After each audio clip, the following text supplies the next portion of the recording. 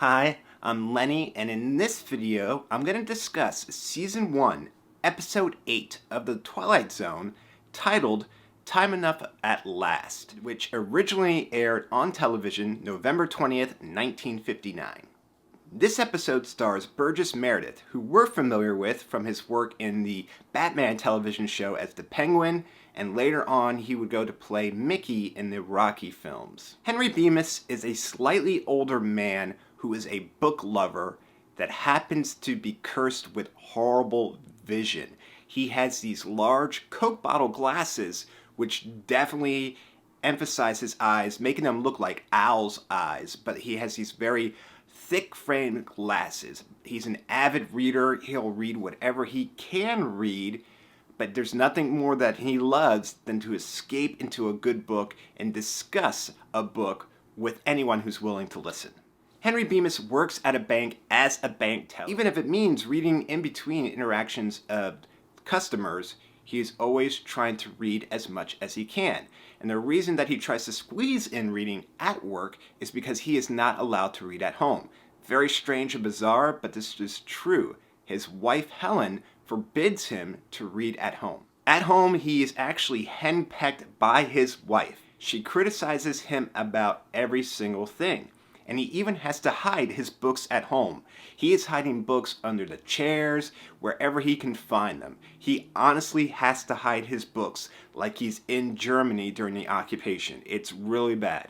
His wife Helen has even found a book of poetry that Henry has put underneath the cushions of a chair. And she actually antagonizes him upon finding the book and wants him to read something to her out loud. He's very excited about this opportunity because there's nothing that he would love more to share his love of literature with somebody else. So he gets excited, he goes to read it, opens up the book, and he finds out that his wife has personally taken like a Sharpie or a marker and crossed out every single page so that he can't read it. And then she begins to tear the pages out of the book, throw him on the floor, and he's on his knees, and he's saying, "Why, Helen? Why would you do this?" His wife's response is shrewd and cold as she replies that she married a fool. She married a fool because the guy likes to read. Holy shit, this is crazy. It's not like he's out cavorting with women. It's not like he's out drinking. It's not like he's out gambling. My man just wants to read at home. He just wants to read. That's it. At work the very next day, Henry decides at 12 o'clock when he goes to take his lunch, he is going to go to the bank vault downstairs. And he actually goes in there, he closes the door behind him, sealing the vault so that he can eat his lunch down there and actually read in peace. Us as the audience can see that on the main page of the newspaper, it says that the H-bomb has been developed. All of a sudden, after seeing this, there's a large explosion. Everything's shaking, the ball's shaking, everything's moving around. Henry goes to stand up and he's being thrown all around and he's knocked unconscious. When Henry comes to, he's actually allowed to push open the vault door, the safe door. And he works his way through the rubble back upstairs. Structures are completely destroyed. Life as we know it, the landscapes, the buildings, architecture, everything is gone.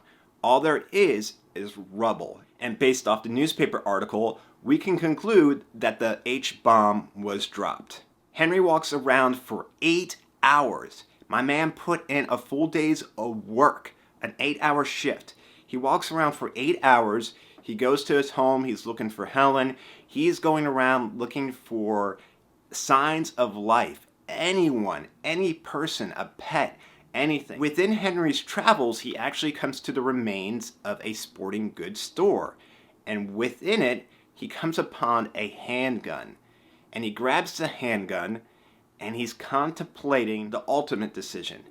And he's saying that if he ends his life, he'll be forgiven, because what else is he to do? And he puts the gun to his head, and he's actually about to pull the trigger.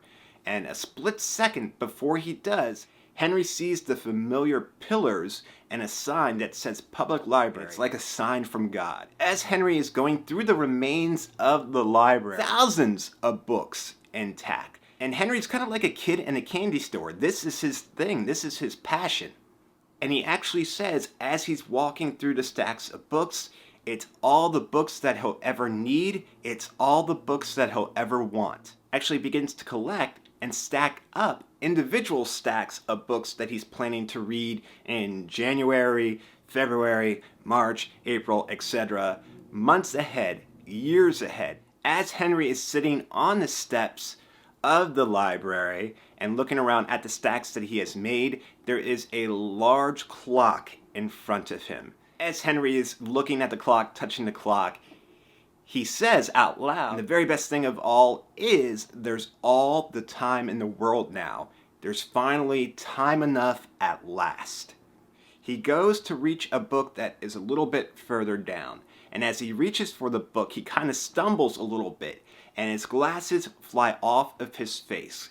And they hit the stone steps. Upon hitting the steps, the lenses in his glasses shatter. There is nothing that remains.